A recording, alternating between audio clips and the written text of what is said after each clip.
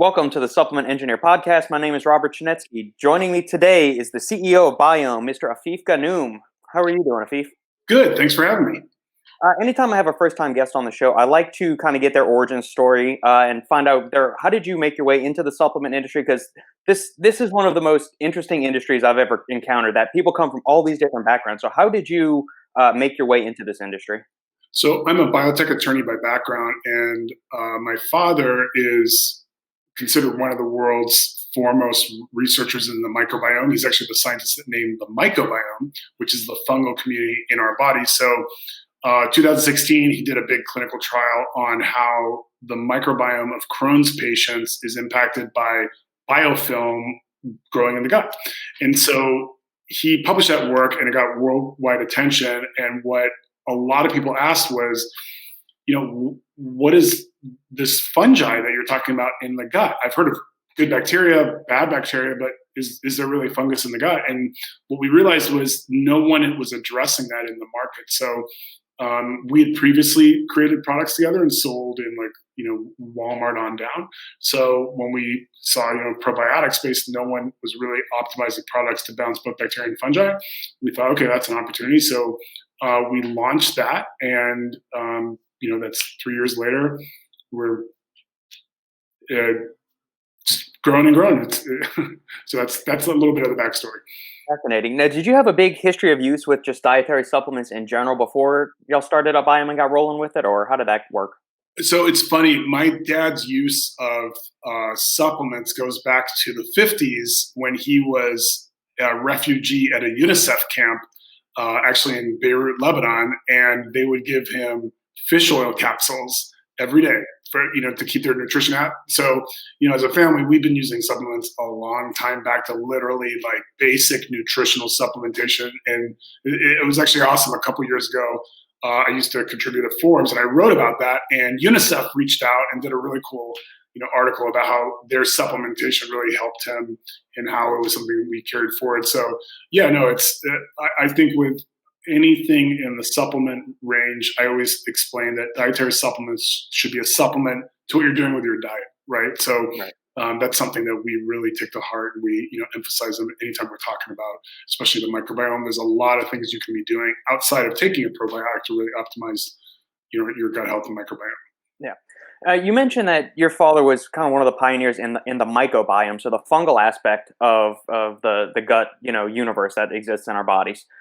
Why don't we see as much attention paid to the composition and make up the diversity of the microbiome versus the microbiome, where we tend to hear about the pre, the post biotics in that sense? So we hear all this about the importance of gut bacteria, but why not? Isn't there as much attention paid to the fungi that are in there?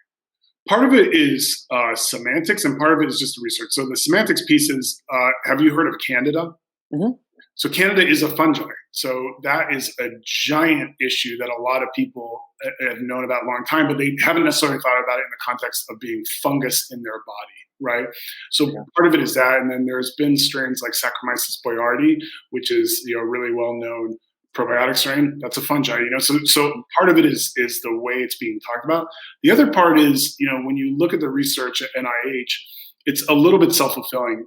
Even now, 95% of the research NIH funds in the microbiome is focused on bacteria. So, it really becomes a self-fulfilling prophecy when that's where a lot of the funding is going. But that's starting to change, because I think what we've come to see is that the microbiome is a lot more than just bacteria and even fungi. There's even viruses in there that we're starting to learn about. And to your point, metabolites, short chain fatty acids, things like that. So it's just an emerging area. But the thing I always like to point out about bacteria versus fungi in the gut is, a lot of times people say, yeah, but physically there's more bacteria in the gut than there's fungus. That's true. But when you look at a picture under an electron microscope, fungi is about this big and bacteria is about this big. It's about a 10x bigger difference, right? So you're ignoring this very vibrant community in the gut. Okay. Medicinal mushrooms have gotten a lot of attention in recent years, and especially this year, given the virus pandemic and all this other stuff. So the immune boosting properties of mushrooms. Are y'all experimenting with any of that, as far as like reishi, chaga, turkey tail, lion's mane, any of that, as in addition to the various prebiotic strains? Yeah, so we actually just launched a Super Reds product that has a number of those functional mushrooms. We Mhm. obviously they're both fungi, but we are typically when we're talking about fungi, we're talking in the context of like probiotic fungi. Yeah. But just like you said, functionally, we're seeing a lot of interesting uses for mushrooms. So the way we utilize a lot of the functional ingredients is in powdered form. So we'll do like a Super Reds formula with 17 Super Reds, 4 prebiotics, digestive enzymes, BIOHM probiotic, which is a mix of good bacteria, good fungi, digestive enzymes. So I personally think that's kind of the way of the future is, what functionality can I get out of a myriad of ingredients? Okay. Now, with the biome blend that y'all have in the greens formula, how did y'all decide on which four strains to include? Was it based on your father's research? Is that the emerging research? Is this a patented blend y'all have kind of concocted on your own? Yeah, so it is patent pending. The reason we actually work backwards, right? So when we looked at his research in Crohn's patients, we saw that there were three very aggressive strains of organisms causing issues for Crohn's patients. It was E. coli, which almost everyone's heard of, Serratia marcescens, which is a very it's always hard to pronounce, but very aggressive type of bacteria, and Candida tropicalis. So what we did is, and this is where the yin and yang of my dad and I working together comes in, is we did what's called correlation analysis. We looked at those organisms, and then we looked at hundreds and hundreds and hundreds of probiotic strains, and we looked to see which ones had activity in inhibiting those bad organisms. And we found a bunch of organisms, and then I whittled down because I have regulatory background. Mhm. Uh, which organisms are approved in the US. We found a really killer one that did a great job not approved in the US, so we couldn't use it. So had to find ones that were approved, and then we had to find ones that were commercially viable. And obviously then you always have to look at cost. But then we found a blend that really, really worked well against those strains in the microbiome. One question I always get asked from the consumer side of things is, obviously, I think you and I both agree, greens and reds formulas are not any kind of substitute for eating enough fruits and veggies in your diet.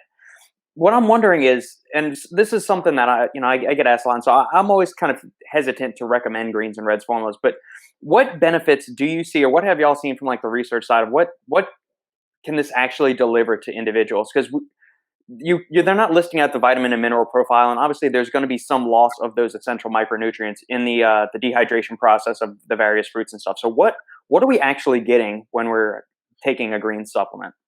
That's a fantastic question. So the way I look at these formulas is it is a very easy way to make a lot of supplements approachable, right? So what we found, our first product was actually, and we still have it, it's one of our best sellers, was a capsule probiotic. We have a lot of people asking, can I open the capsule? Can I mix it in? And, they wanted to put it in their kids' milks, things like that. And so what we found was that a function of a lot of these powdered products is making it an easy deliverable system. Now, that being said, one of the things we did is we hired the former head of global nutrition at Rakuten Kaiser, and we said, listen, take our formula. What ingredients can we optimize to start making efficacy therapeutic type claims, right? Mm-hmm. Now, that's important because to your point, if you have, I don't know, 25 ingredients, just by definition, you can't possibly be getting efficacy out of each of those various ingredients. There just isn't enough. Correct. But what you can do is you can have a couple of different of those ingredients at therapeutic dose levels or efficacy dose levels. So you are getting some functionality, right? So, the way I look at those products is they're a way to get a broad spectrum of nutritionally dense ingredients, but you have to be very careful about what the products are actually claiming they do.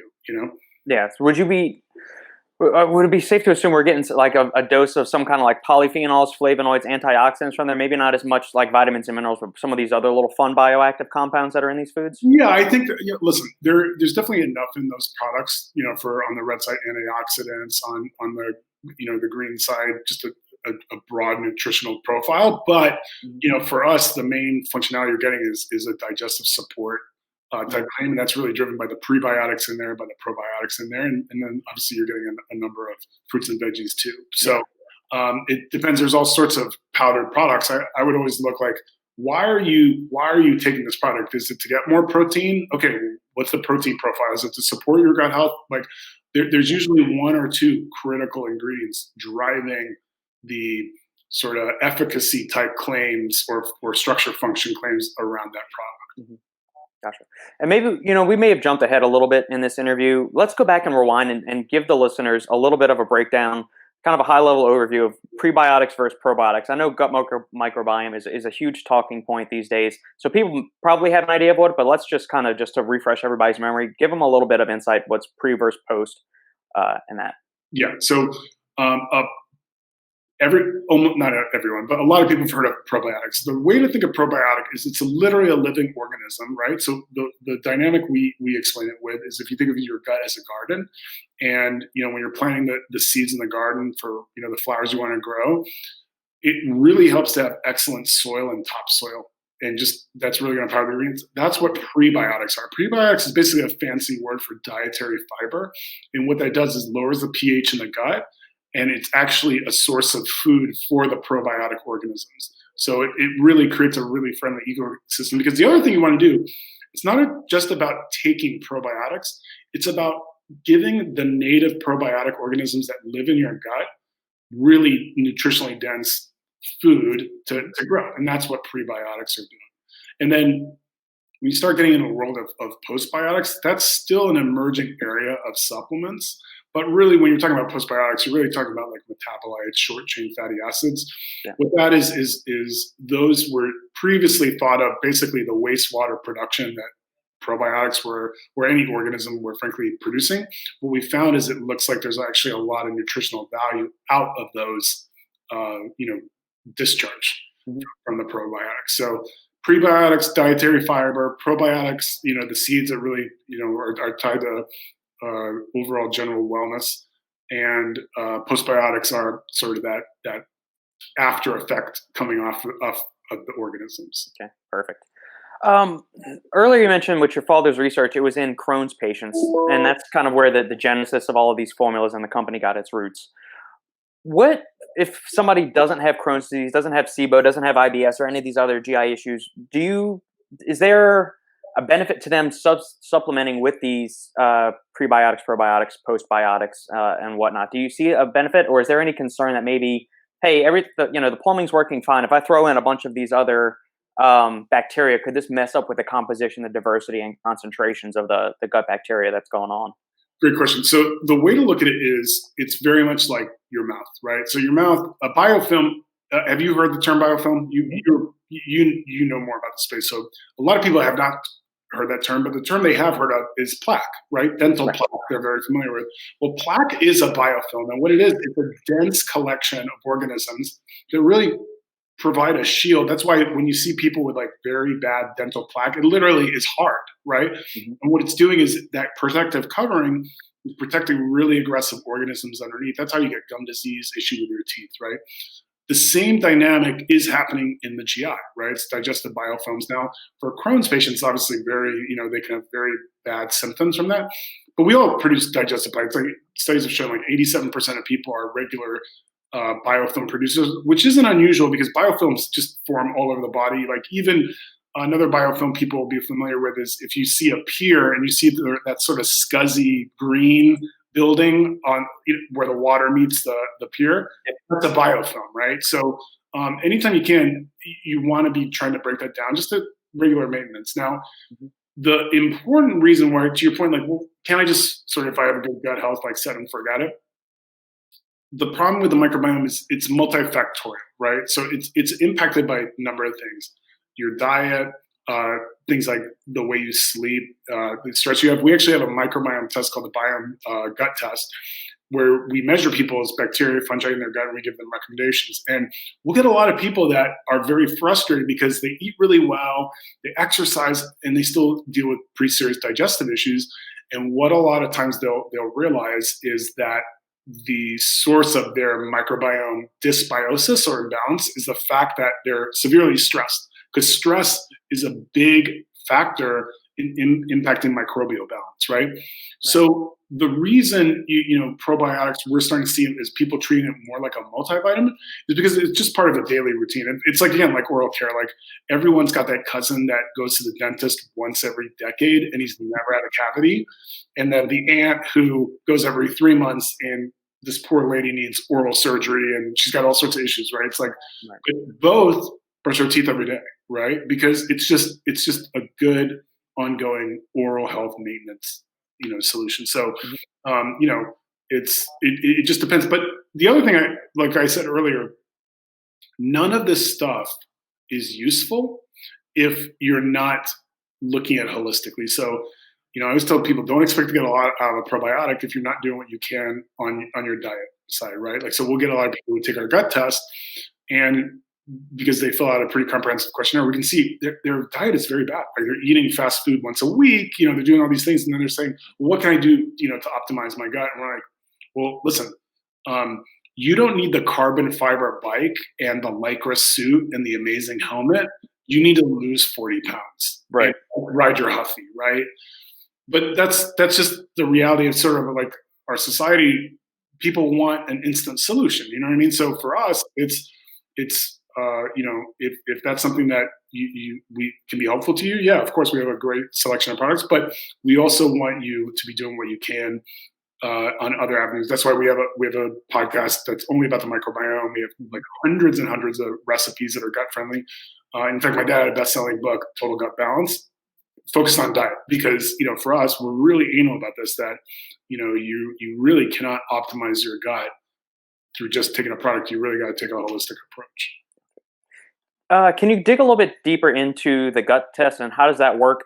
And just the reason, I mean, there's a bunch of different companies that are offering gut tests, and you can say it'll give you your bacterial profile, what food you shouldn't be eating, or optimize your gut. And I had a friend do this, or it was a client of mine a while back, and he did this, and it says, well, they're just telling me I shouldn't eat tomatoes, and he said, man, I'm Hispanic. I've been eating tomatoes since I came out of the womb, and so he says, I don't know how much stock to put into this. So how walk the listeners. Obviously, you would want them to try your gut test, but what are some of the pitfalls and follies with maybe some of the other gut tests on the market? How do y'all, diversify and differentiate yourselves from the other ones that are on the market and guarantee quality and useful results? Yeah, so I just as sort of a habit, I don't like to talk about other companies. Like I'll talk about how we sort of stand alone. So this is what I always point out. The reason we even created the gut test was after my dad did that clinical trial, a woman in Sweden actually reached out and said, I have two sons with Crohn's. Like, can I get them tested? Like, they're having really bad issues. And my dad, he wasn't set up to do that, right? Like, the data comes out, like, it's being analyzed by PhDs. So, what we literally did with our gut test was, to this day, every single test is processed in his lab at Case Western School of Medicine. It's the exact lab he uses for NIH-funded, tests, big pharma clinical trials he's done. So it's literally NIH pharma grade testing. We've just consumerized it. So like instead of raw data spit out in 500-page Excel sheets, it's a really easy to read report, right? That's automatically spit out with recommendations. Now, you said a very important thing. The way we look at it is twofold. It doesn't make sense. Well, let me take a step back. You need to look at a microbiome test in the right context. It's not a panacea and a one size fits all. Like this is the solution to all your problems. What it is, it's very useful insight that you can then apply. I'll give you a specific example.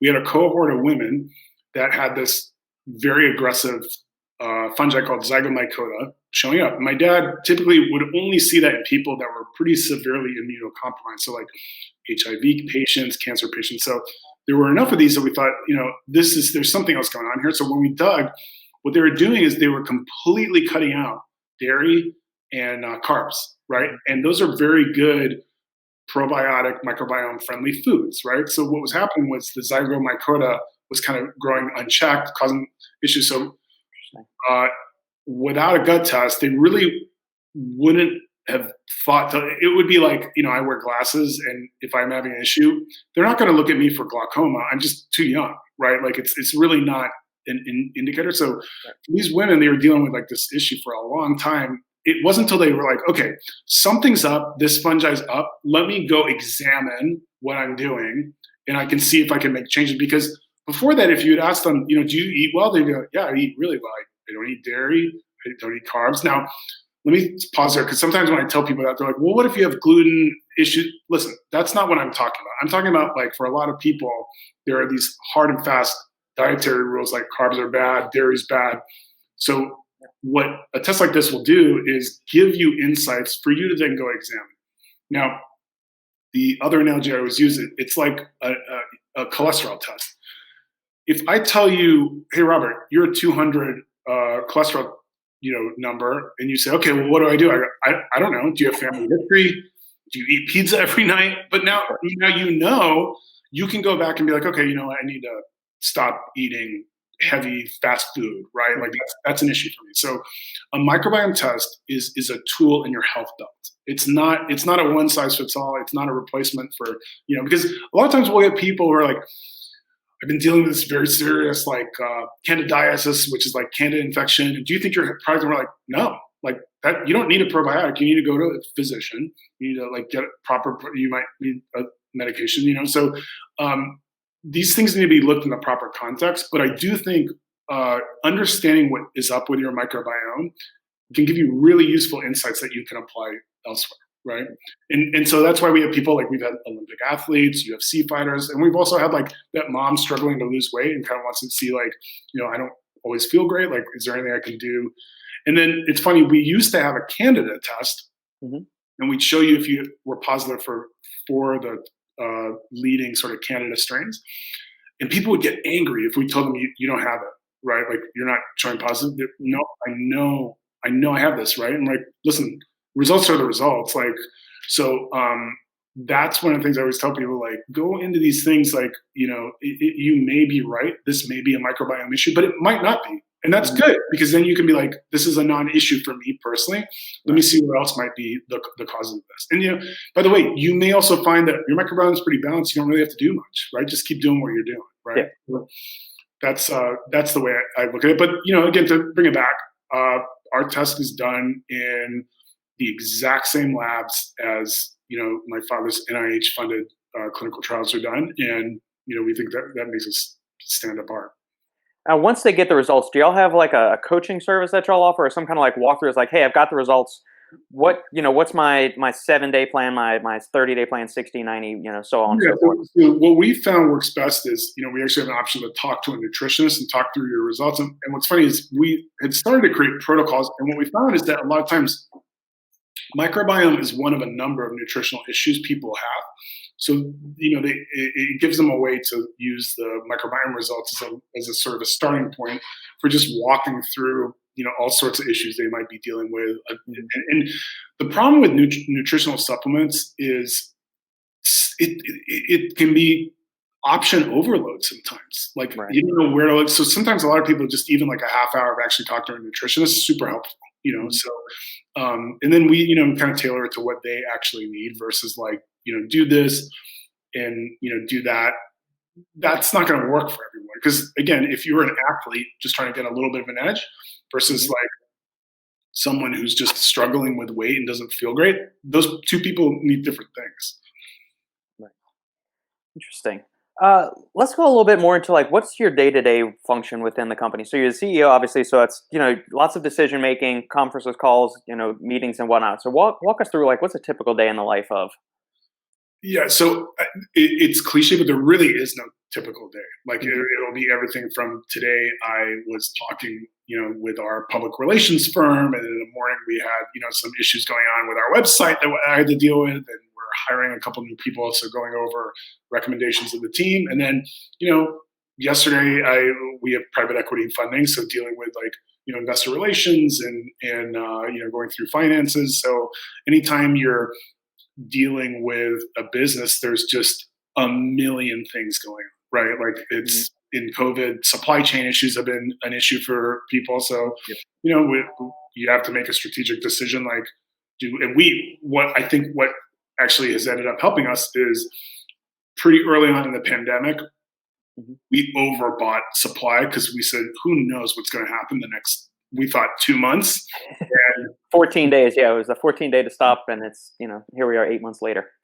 Yeah, exactly. So we bought 8-9 months of supply just we didn't know. Now that's not an easy decision because it's expensive to buy that kind of product, but Correct. we didn't want to run out. So there really is no one size fits all, but even like I'm in the office today, but 90% of the time I'm at home, so it's constantly moving target.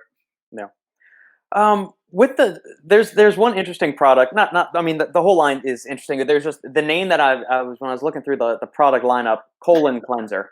So obviously it kind of tells you what the product's about. But do y'all have difficulty from like a marketing standpoint, like advertising that? I mean, it's not a sexy sell, but it's something that's fairly necessary, and most people are going to need it, or would be benefit most people, especially if they're having GI issues. So what kind of goes into like the marketing for something? How do y'all decide on like the name for it? So it's funny, cleansers, which our team wanted to, I think we brought the cleanser in our first year when we developed it. Hmm. And I was like, well, how many people are really going to use it? A lot of people use colon cleansers. And I think, the position is really simple, is that, look, listen, this is a way to sort of cleanse your palate and, get going. And, we joke with people like, it's a gentle cleanse, so I wouldn't get on a flight to Australia, but you're not going to change your toilet. You know what I mean? Like, Yeah. and you just kind of keep it light. Like, listen, we're in the poo business, right? Like, we're trying to keep everything moving. Yeah. And you got to be a little bit of tongue in cheek, and you got to be just like, listen, this is something everybody deals with, and everybody's dealt with a running tummy, and it is what it is. I'll give you a funny example of that. With the gut test, first year we had it, when you submit it, you submit a fecal sample, right? And it's just like sort of brushing a swab with toilet paper, so we just get enough to test, because we're literally extracting DNA. So something like 20% of the tests that were showing up in our lab were failing, right? And so we're like, well, what's going on here? And we would look at the physical swab, and they were white. And probably not shockingly, they shouldn't be white if we have enough on there, right? So we literally put on the labels, and we still have it, if the swab is white, it's not right. The swab has to be brown for the test to go down. And our failure rate went from like 20% to under 1% by just, this little thing like, listen, we need your poo.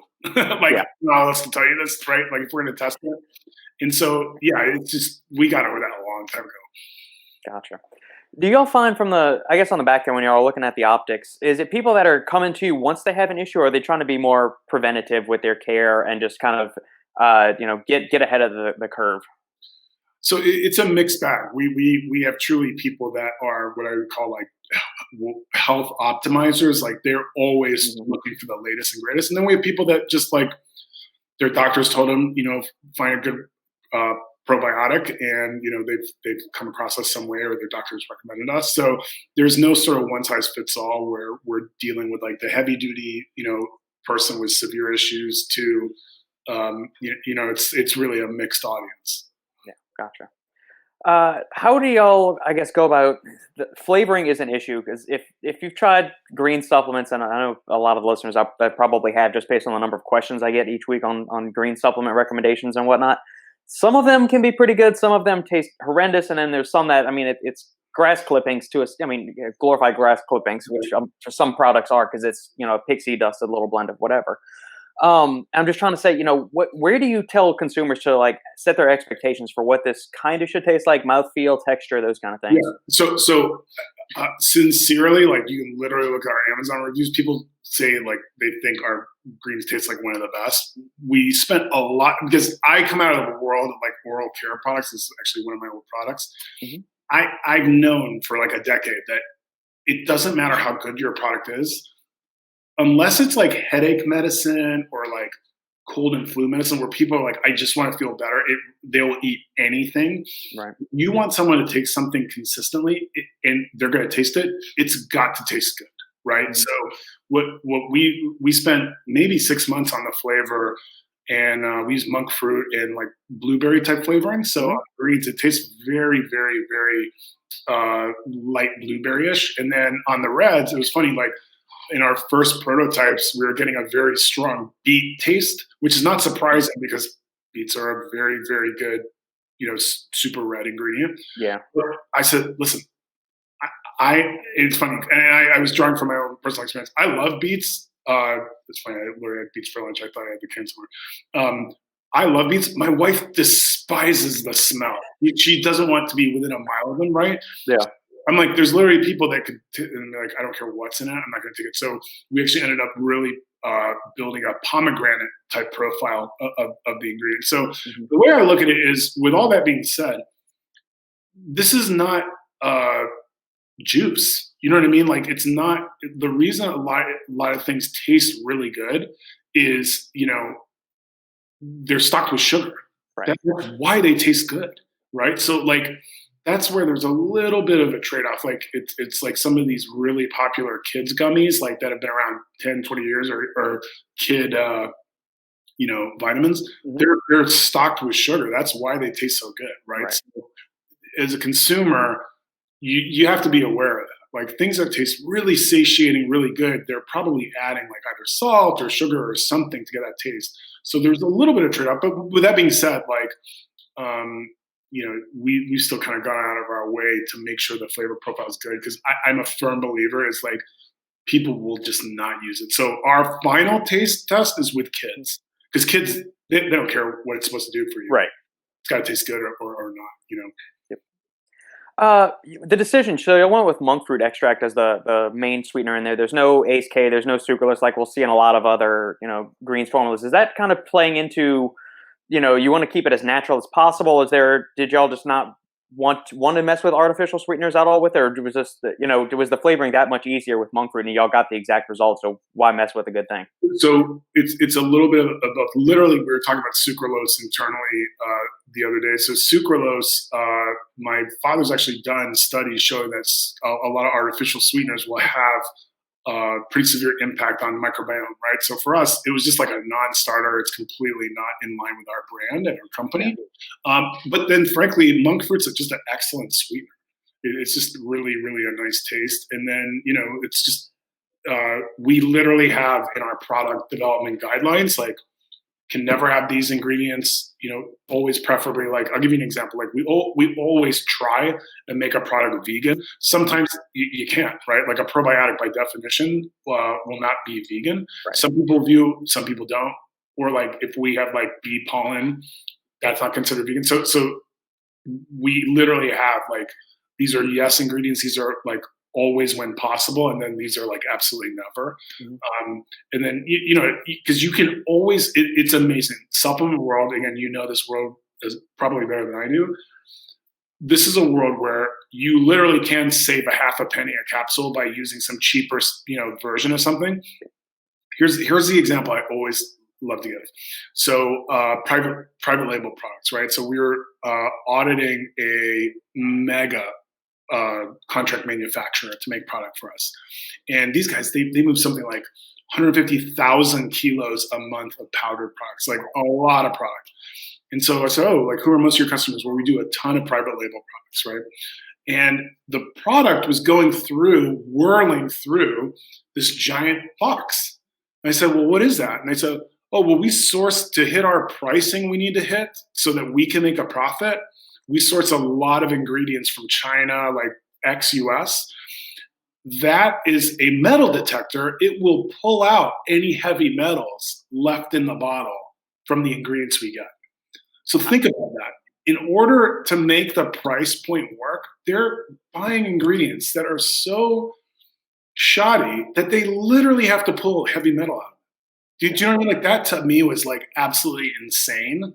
So like, there really is a trade-off. It doesn't mean that you can't get a good deal with like maybe going like with an off-brand or this, but you really need to be careful about where things are sourced from, because like, especially in the supplement world, like if people can save a half a penny, they will.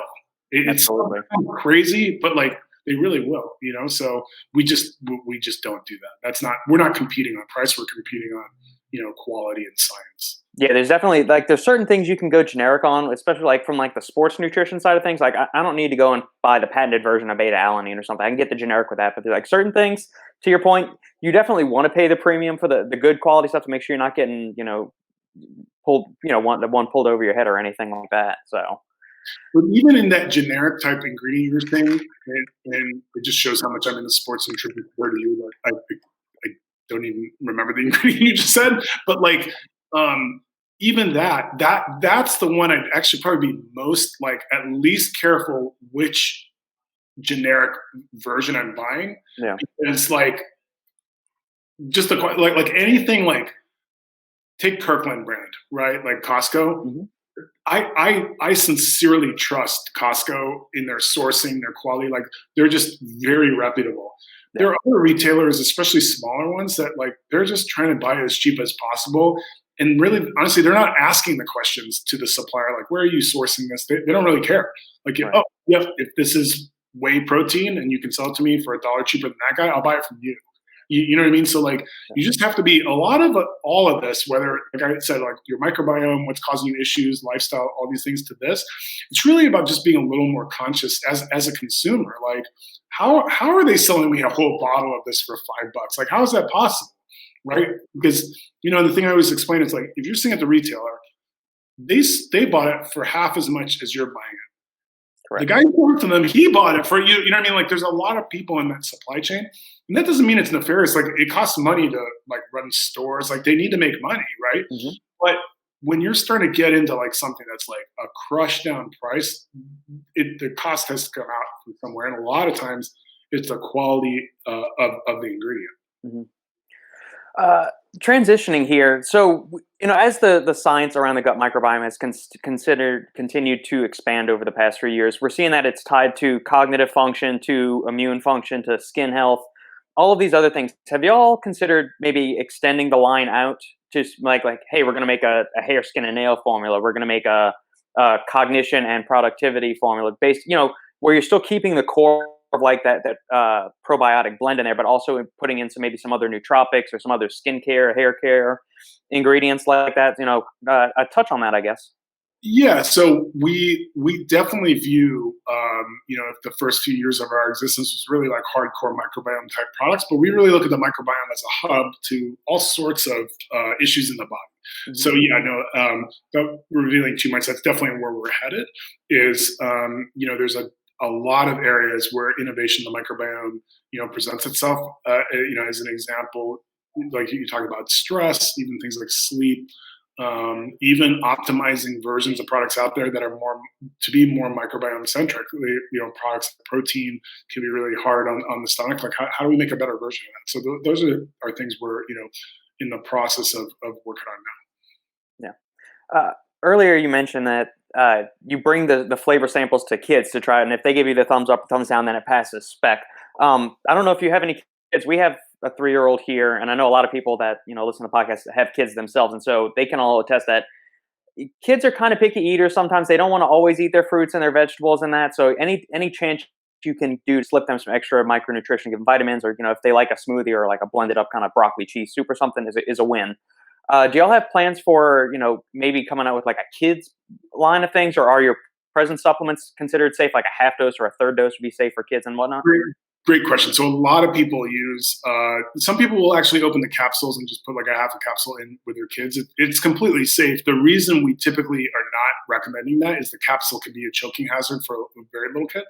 But right. The super green, super reds, people do it. With that being said, we are coming out with a children's formula. We used to have one that was a tablet, but it was very tricky with the taste. Going back because the reason I was talking so in depth about kids' vitamins, old ones being full of sugar, that's the expectation we were trying to meet. We just couldn't match it, so we were like, you know what, we'll wait. But yeah, we're coming out with some really interesting kid formats coming in the year because to be honest, that's an area where we just it's very natural in the family that if mom and dad are doing what they can and they're using BIOHM products that they'd want to be able to do that for the kids as well. Gotcha.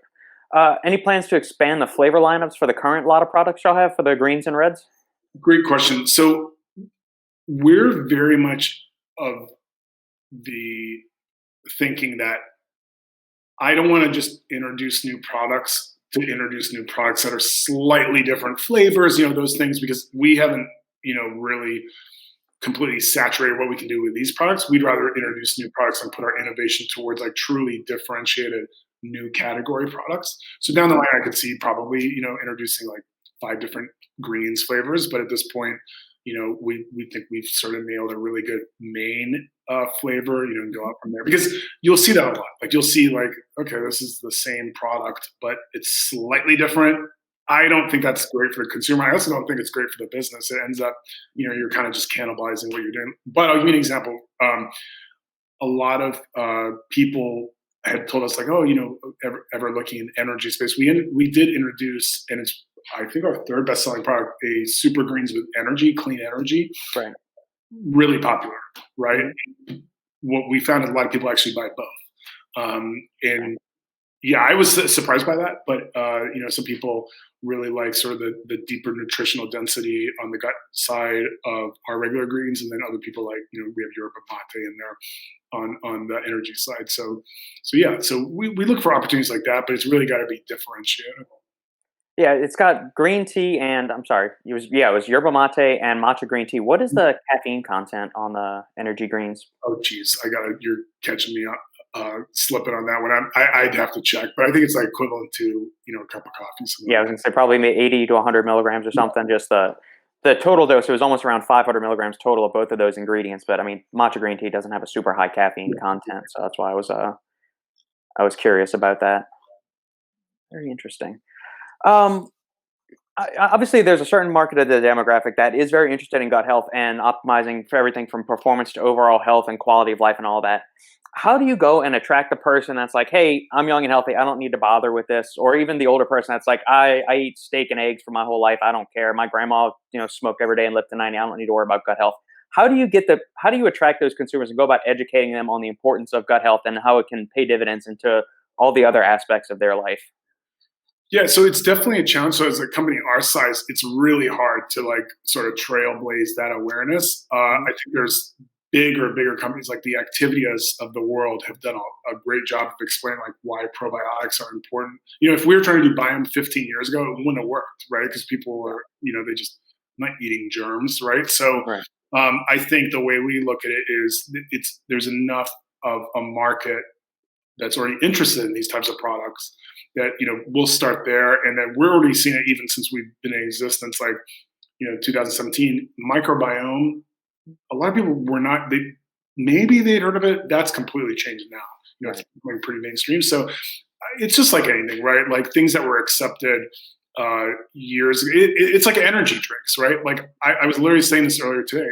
I don't think the profile and what people think of energy drinks today is what it was 5 years ago. I think people, have kind of soured on them a little bit. They Yeah. just don't think they're good for you, right? That's just a consumer, change over time. So I think that it's just natural, right? Like, some of these categories that are so massive now, like collagens, those were niche 5 years ago, right? Like Right. now they're really, bone broths, all these things. So that's a long-winded way of saying, I just think it's just a natural progression that over time, things that start in Whole Foods, they do end up in Walmart eventually, right? Right. So, and Walmart's not doing that to, be a good citizen. They're doing it because people want to buy it. Yeah, it's the revenue stream. Right, yeah. So y'all have been in the microbiome game for a while before it was trendy, before it was cool, and all of that. Now we're starting to see, like in the sports nutrition side of things, a lot of these companies are starting to put out like this little 3 gram blend of greens and reds formulas, or it's got this plus electrolytes and all of this stuff. And it kind of seems disingenuous to me to a certain degree because, like, hey, you were this hardcore bodybuilding company, and now you're going to come out with this health and wellness stuff. So, as somebody that's originally been positioned in overall health and wellness, how do y'all view that when you see, some of these other like quote unquote hardcore guys trying to jump in and do stuff that you guys have made it your specialty? I kind of roll my eyes because I know the consumer sees it for what it is. I'll give you an example. There's a very big, massive probiotic brand that you find them in all the Walmarts, one of the biggest sellers, right? Talking to some of the guys at Vitamin Shop, uh, they were telling me that brand was in and out of their stores in 6 weeks because consumers in their stores were just like, no, like this is not like, sort of viewed as like a first in class type product, right? Hmm. I mean, it's a bad product, but I think, when you're Now, I think a lot of those companies that are doing that, they're just looking for growth any which way they can get it. They're so maxed out on, protein powders or whatever. Like, oh, well, what if we do? So same reverse for us. Like, we're not going to go into categories where we can't really with conviction explain why you need our version of it. Because to be honest, we'll sell a few, but it's not really core to what we're doing. Yeah. That makes sense. That makes sense. It's just because we saw like once the lockdowns and everything started happening, everybody and their grandma was coming out with an immune supplement, and we started to get like a trickle of greens and reds formulas and all this. I'm just thinking there are companies that have been doing this 4, 5, 6, 7 years that have been doing it for a long time that have been pushing this health and thing. And then when you have a company that mostly majors in like protein powders, pre-workouts, and all that stuff starts pushing this stuff, I'm thinking obviously you're grabbing the low hanging fruit there, but do you actually know what you're doing? You don't have the expertise in this field and whatnot. So I'm always curious to see what people that are like positioned in this sector of the market, when you see people that don't really belong in your side of the fence start coming over. Yeah, the consumer's a lot smarter than people give them credit for. Like, a lot of those products just don't make it because it's just not genuine. It's why you see a lot of these mega CPG companies try and do like the cool, hip, trendy direct to consumer brand. It doesn't work because the consumer's like, I don't resonate with that from Globo corporate. You know what I mean? Like, it's not authentic. So, but that's always going to happen, right? They're always looking for an extra edge. That's why you see a lot of those companies though buying smaller companies, right? Because they're like, okay, we'll just sort of latch onto that, innovation. Yeah. Now, you also dug through the site, and you also mentioned that Amazon as well. How do y'all juggle going from like doing brick and mortar sales while focusing on Amazon and your own D2C site? How do you go about juggling that as far as where you want to direct marketing efforts, sales, deals, those kind of things, and maintaining good relationships with the separate vendors? Yeah, so we only do direct to consumer and only Amazon. We purposely, because I previously sold products in about 27 retail stores, literally Walmart on down, and my view was that they were great businesses to deal with, but they were the customer, not the ultimate customer. So everything I was doing a lot of times was to make sure the retailer was happy, not for what necessarily was best for the consumer. And I didn't like that dynamic, right? So on the direct to consumer and Amazon side, really what we do is we at first didn't want to sell on Amazon. We wanted to like really control. And what we found is like we'd send emails like, hey, it looked like you were going to buy, and then you kind of walked away, what's called an abandoned cart email. Right. And we've all gotten those. People would reply back and say, oh no, I did buy it. I just found it on Amazon. And people are just so comfortable because I do it. Like, I'm Prime, Yeah. I just know. And this literally happened to me the other day. I put a post today on LinkedIn. I bought a product from a direct to consumer brand. They didn't apply the discount. They didn't respond to me. It showed up broken. It's right before Christmas. Like, can you just refund? No, we sent you another one. So now I have a gift that's going to arrive after. It's a pain, right? Yeah. Amazon, this literally happened. I had like a garage. I didn't even know the garage door backup battery, right? Like something like so niche, right? Like, so if we lose power, the garage door will still open, and it didn't fit. I got on the phone with Amazon, and the rep's like, thanks for being a Prime member. Just keep it. We'll refund your money.